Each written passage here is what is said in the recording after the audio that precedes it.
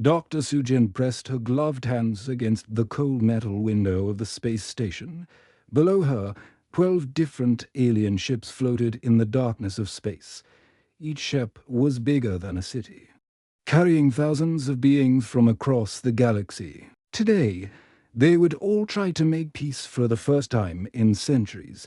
She watched the ships with nervous sighs as the lead scientist from her home planet Altair. She had an important job. She needed to help the aliens understand each other better, but she carried a secret that could destroy everything. 3 years ago, something terrible had happened to her.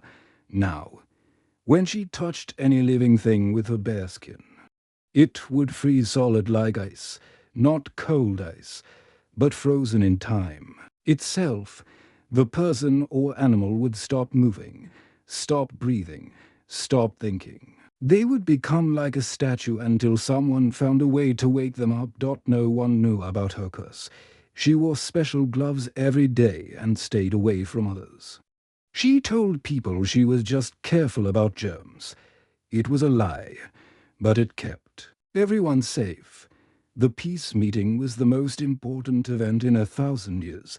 Every major species in the galaxy had sent their best leaders. The humans, the tall blue Altarians like herself, the snake-like serpentines, the rock-hard crystallines, and 8 other species. They all hated each other.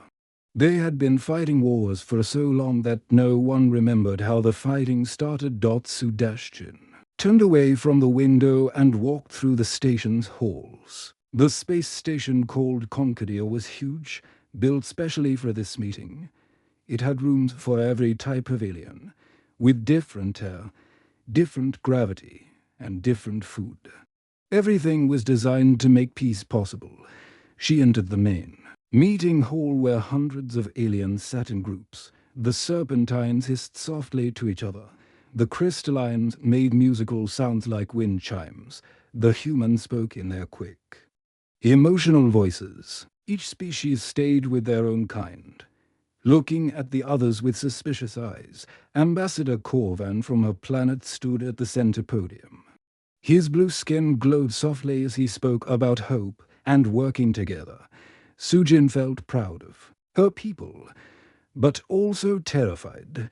If anyone discovered her secret here, it would ruin everything. She sat down carefully in the Altarian section, making sure her gloves were tight and her sleeves covered her wrists. A young human diplomat smiled at her from across the room. She had seen him before in the hallways. His name was Jinho, and he worked for Earth's military. He seemed kind, but she could never get close to anyone. The meeting went well for the first few hours. Leaders gave speeches about ending the old wars and building a better future. Some aliens even shook hands or touched tentacles in friendship. Sujin felt hope growing in her chest. Then the lights went out. Emergency sirens screamed through the station. Red warning lights flashed everywhere. A loud voice spoke over the speakers. Hull breach in Section 7. All personnel evacuate immediately. This is not a drill.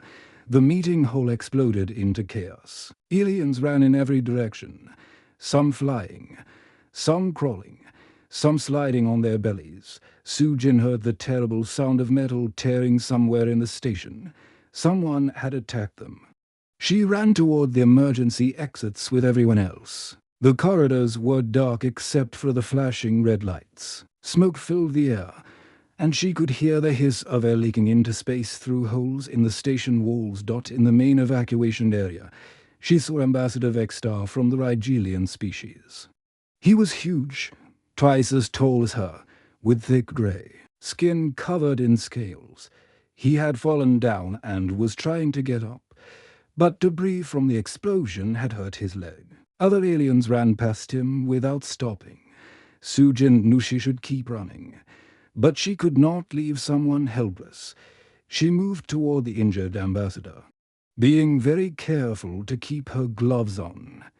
"Let me help you," she said, reaching out to him. Just as she grabbed his scaled arm, A piece of sharp metal from the damaged ceiling fell down and cut through her glove. She felt the cold air touch her bare palm. Her skin pressed against Ambassador Vextor's arm for just 1 second. He froze, not like he was scared or surprised. He froze completely, like someone had turned him into a statue. His large eyes stopped blinking. His chest stopped moving up and down. He became perfectly still. His hand halfway reached toward her. Sujin stared in horror at what she had done. Other aliens saw the frozen ambassador and stopped running. They looked at her with growing fear and confusion. "What did you do to him?" screamed a crystalline delegate. Sujin tried to explain. But panic made her clumsy. She reached out to help. Two other aliens who had fallen nearby. Her torn glove touched them both. They froze too. The evacuation area filled with terrified voices. Aliens pointed at her and backed away. Someone shouted that she was the attacker. Others called her a monster. The word spread quickly through the crowd. The Altarian scientist could kill with a touch. Sujin stood alone in the middle of the chaos, surrounded by 3 frozen beings and hundreds of aliens who now saw her as the greatest enemy. Her secret was out, and the peace meeting was destroyed. Commander Jinho watched the chaos from the security control room. His screens showed aliens running everywhere. Shouting and pointing at Dr. Sujin, she stood alone in the middle of the evacuation area, looking small and scared.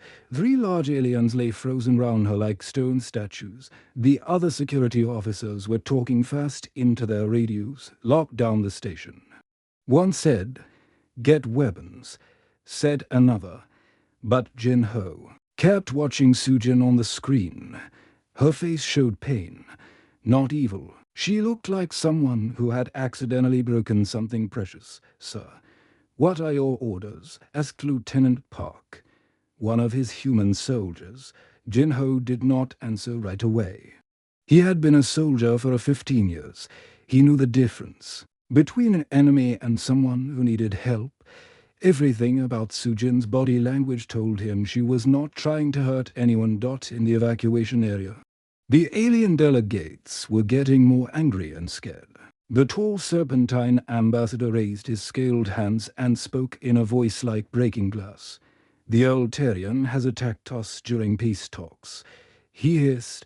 "This is an act of war. She must be destroyed immediately." Other aliens agreed loudly. The rock-like crystalline delegate made sounds like grinding stones.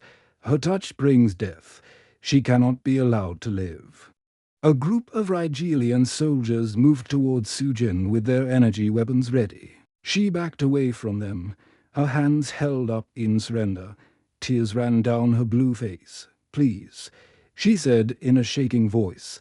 "I did not mean to hurt anyone. I can fix this. Let me try to wake them up." But the aliens did not believe her. They had seen 3 of their people turn to stone by her touch. Fear made them want to attack first and ask questions later. Jin-Ho made his decision. He left the control room and ran through the station corridors toward the evacuation area. His soldiers called after him, but he did not stop. He arrived just as the Rigelian soldiers were about to fire their weapons. The crowd of aliens filled the large room, all watching the small Altarian woman who stood trapped against a wall. "Stop!" Jinho shouted as he pushed through the crowd. The aliens turned to look at the human commander. Some moved aside, but others blocked his path. "Stay back, human," warned the serpentine ambassador. "She is dangerous to all living things." Jinho kept walking forward. "You are about to kill someone without proof that she meant to attack us." "Proof?" The crystalline delegate's voice rang like broken glass. "3 of our people are frozen solid. What more proof do you need?" Jinho reached the inner circle where Sujin stood surrounded by enemies. He could see she was shaking with fear.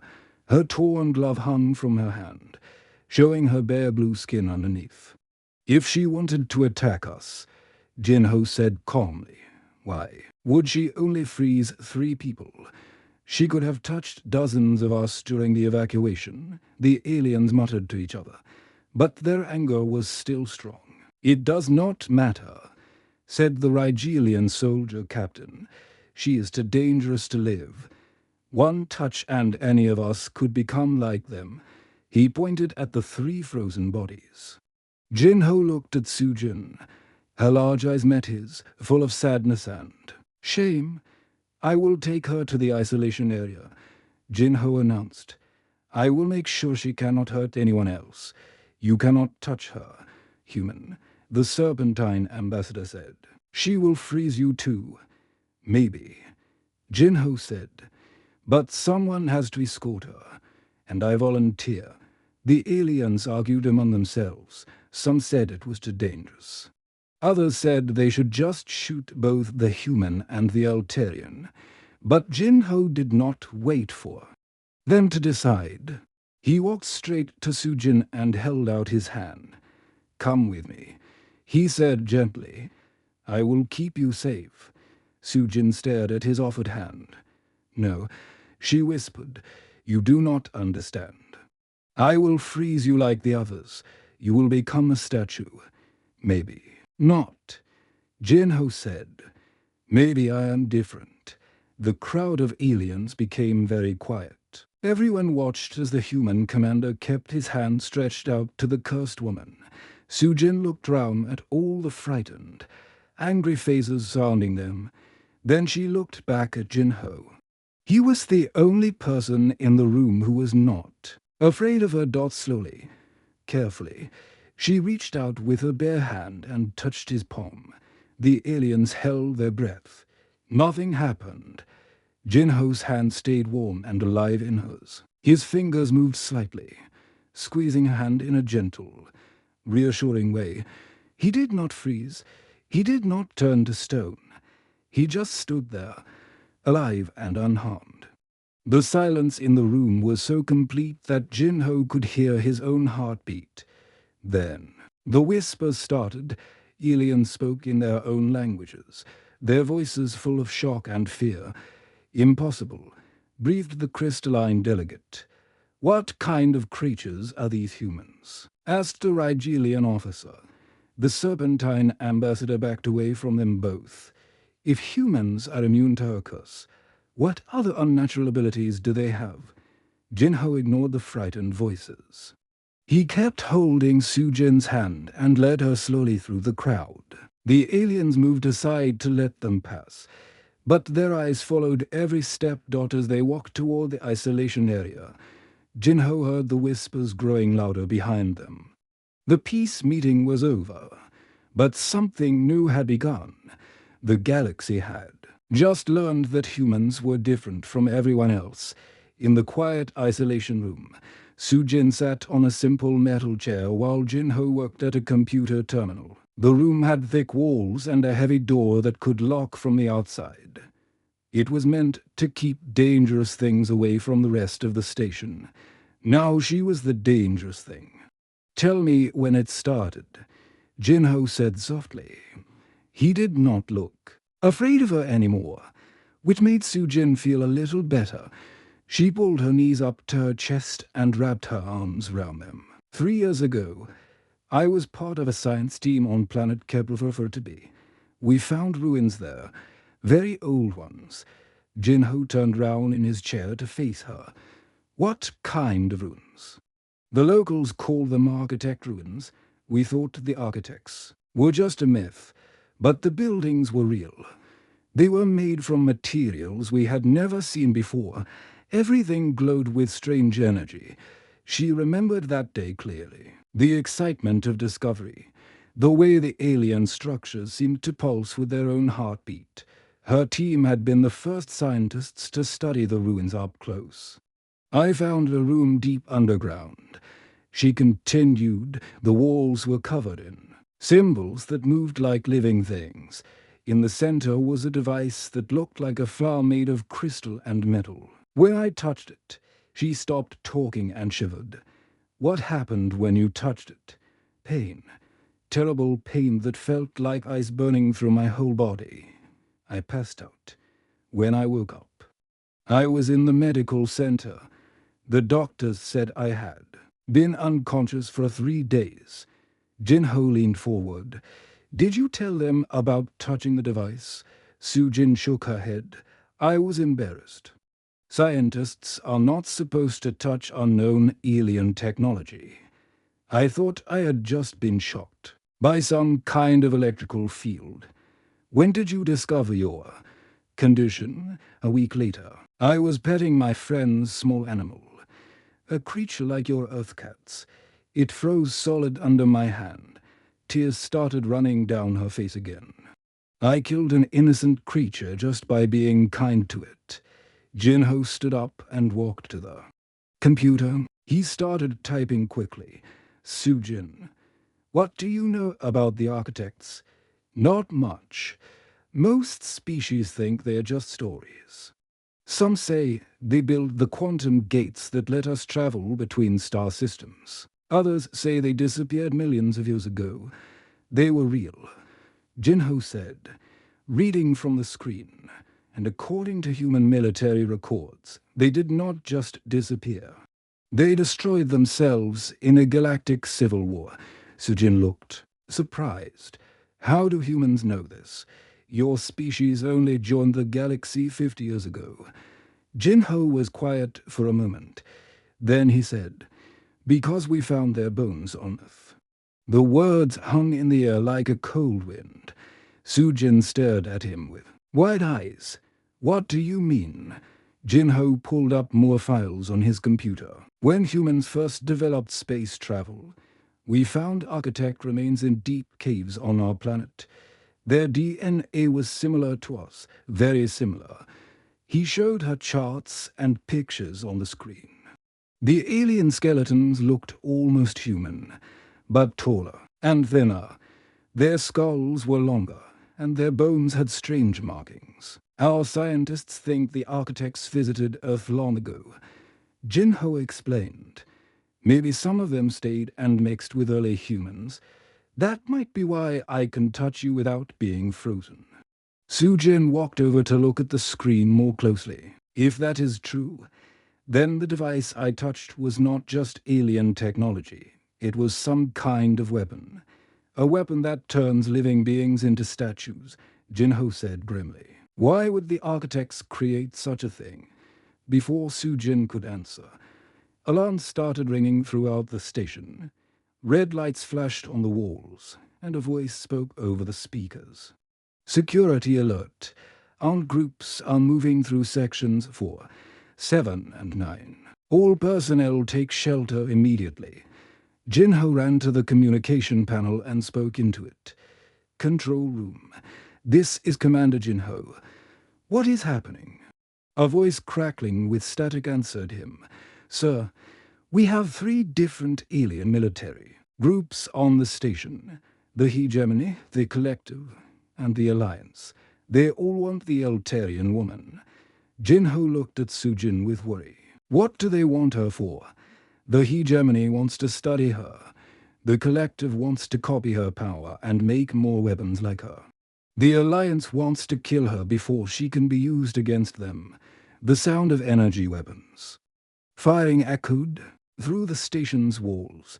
Somewhere not far away, aliens were fighting each other. They are hunting me, Sujin said quietly. I have become a weapon in their wars. Just like the architects intended. Jinho moved to the door and checked its locks. The isolation room will not keep them out for long. We need to find another way. There is no other way, Sujin said. I should let them take me. Maybe if I surrender, the fighting will stop. No. Jinho's voice was firm. If any of those groups get you, they will use you to hurt innocent people. We need to find a way to reverse what the architect device did to you. The sounds of fighting were getting closer. Heavy footsteps ran through the corridors outside their room. Sujin could hear aliens shouting orders in different languages. Jinho, she said softly. The frozen delegates in the medical center. Their life signs are getting weaker. I can feel them in my mind. like shadows that are fading away. Jinho turned to stare at her. You can feel them. Yes, the weapon connected us somehow. If they die, I think part of me will die too. The door to their room shook as something heavy hit it from outside. Then they heard the high whine of cutting tools starting to work on the metal. Time to go, Jinho said, grabbing her hand. There has to be another exit.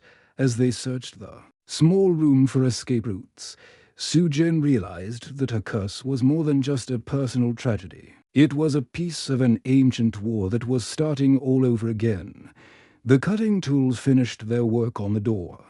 Jinho pushed Sujin toward a small ventilation grate near the floor as the heavy metal door crashed inward. 3 different groups of alien soldiers rushed into the room at the same time, their weapons ready. The hegemony soldiers were tall and thin, wearing silver armor that glowed with blue lights. The collective troops looked like walking machines, half robot and half organic. The Alliance fighters were the most frightening, with black armor and red visors that hid their faces completely. All 3 groups stopped when they saw the empty room. Then they noticed the open ventilation grate. They escaped through the air system, said the hegemony captain in a voice like singing metal. Find them. Jinho and Sujin crawled through the narrow metal tube as fast as they could. The ventilation shaft was dark and barely wide enough for them to move. Behind them, they could hear the alien soldiers arguing about who had the right to capture them. This way, Jinho whispered, leading her toward a junction where several tubes met. They could hear the aliens breaking open other vents, surging. For them, they climbed down into a maintenance area filled with pipes and machinery. The air was hot and smelled like oil and electricity. Jinho found a service ladder that led to the lower levels of the station. The cargo bays are down here, he said quietly. We can hide there until we figure out what to do. As they climbed down, Sujin suddenly stopped and grabbed the ladder with both hands. Her face went very pale, and she made a small sound like she was in pain. What is wrong? Jinho asked. The frozen delegates, she whispered. Their minds are fading faster now. I can feel them slipping away like water through my fingers. Jinho helped her down the rest of the ladder. How much time do they have? Hours, maybe less. The weapon that changed me is killing them slowly. And I think it is killing me too. They reached the cargo level and hid behind large metal containers. The area was dark except for a few emergency lights. Jinho could hear footsteps and voices echoing from the levels above them. We need to get to the medical center, Sujin said. Maybe if I touch them again, I can reverse what happened. That is too dangerous.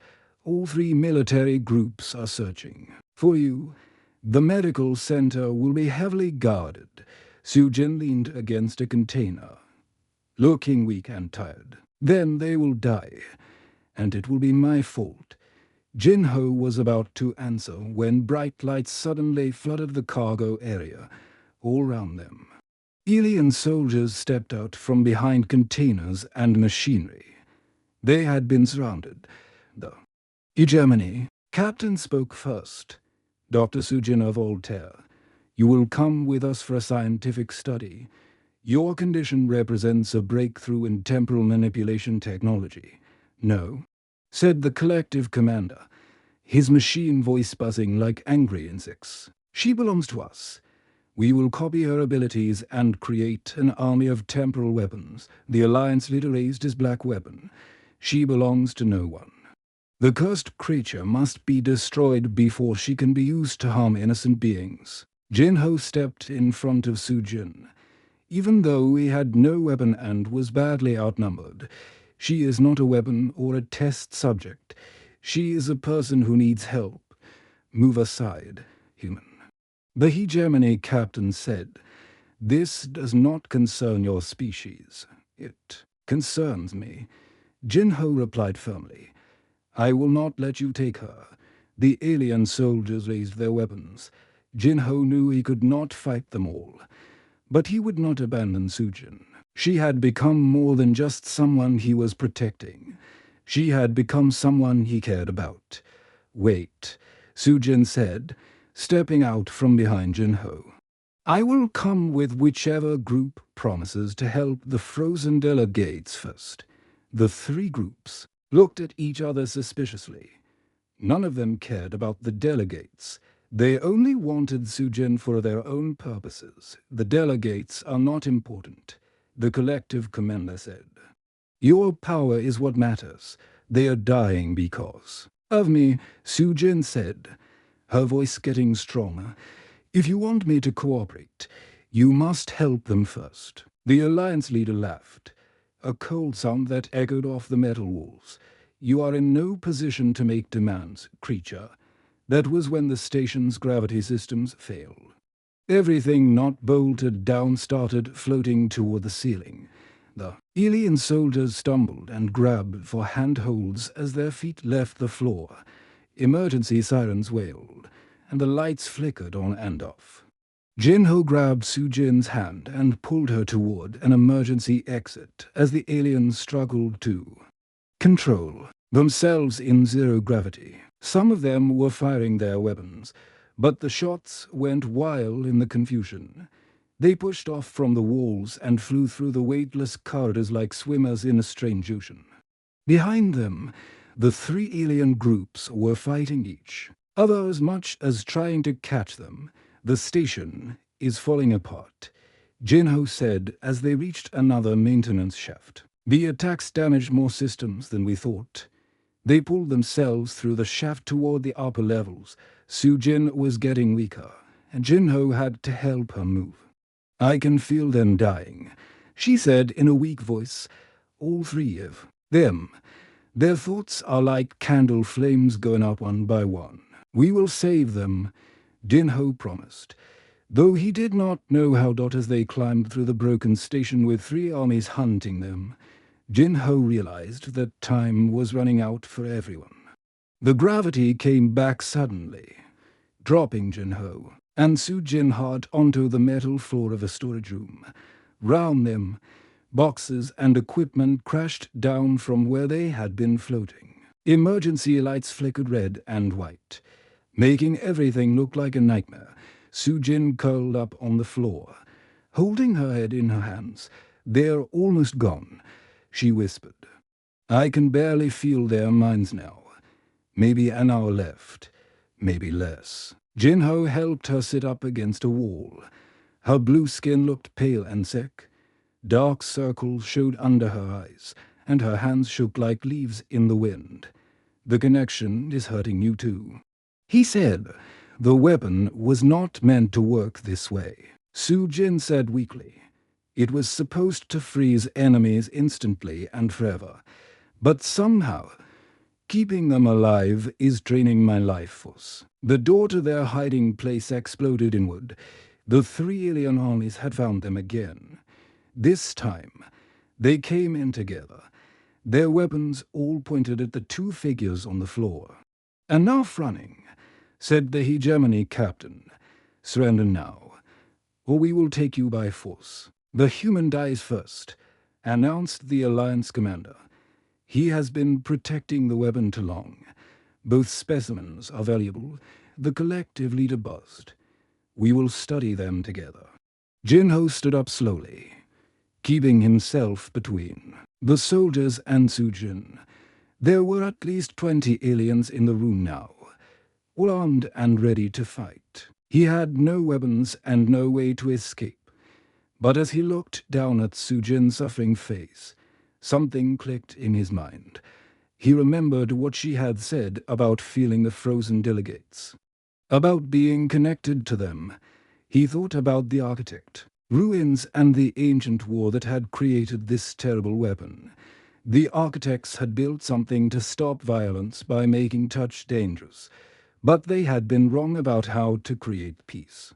"Sujin," Jinho said quietly, kneeling down beside her. "You said you can feel them dying."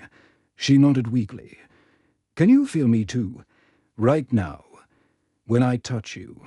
Yes, she whispered, you feel warm and alive. Different from the cold emptiness where the others are trapped. Jinho took her hands in his. The alien soldiers watched but did not shoot yet. They wanted to see what the immune human was doing.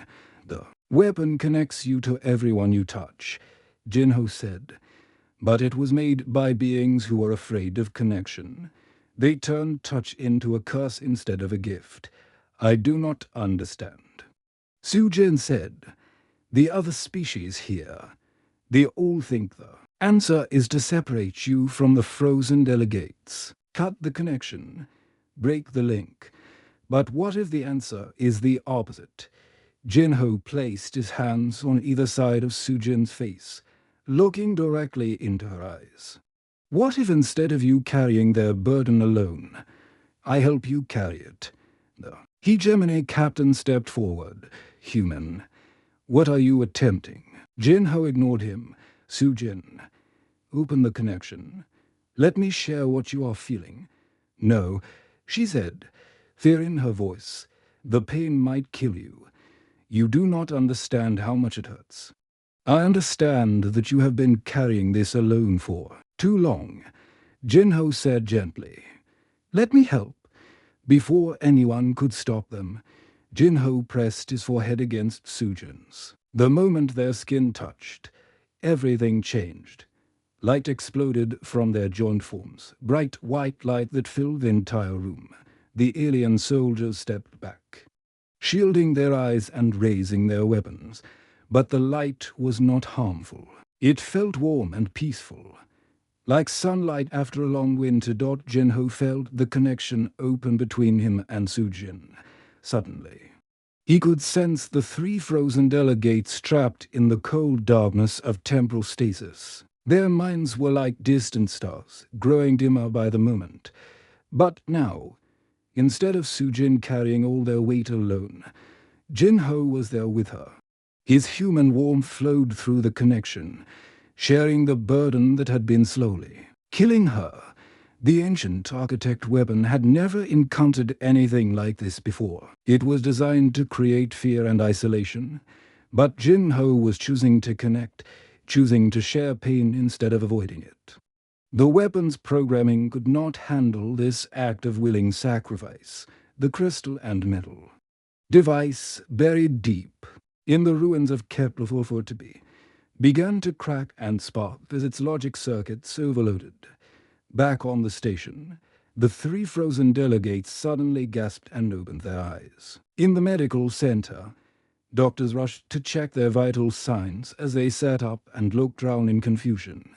But the most amazing change was in Sujin herself. The cold curse that had made her touch deadly was transforming into something completely different. Where her skin had once frozen living things, it now carried healing warmth. The light faded, and Jinho opened his eyes to find Sujin smiling at him with tears on her face round them.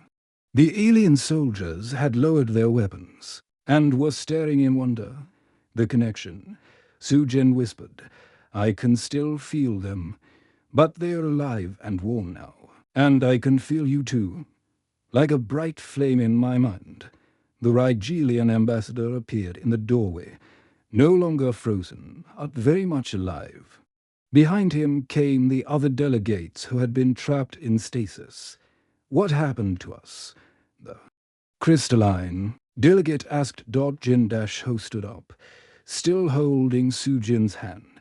You were caught in an ancient weapon designed to prevent connection through fear, but we found a better way. The alien soldiers put away their weapons. The hunt was over. There was no longer a dangerous weapon to capture or destroy. There was only a woman who had been cursed and a man who had chosen to share her burden. 3 days later, representatives from all 12 species signed the peace treaty, the final clause.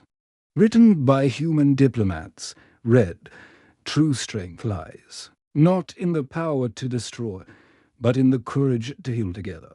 Sujin became the galaxy's first healing touch specialist, using her transformed ability to help others. And Jinho remained by her side, proving that sometimes the most powerful weapon against fear is simply the willingness to care. The galaxy had learned that humans were different not because they were immune to curses, but because they were brave enough to share them.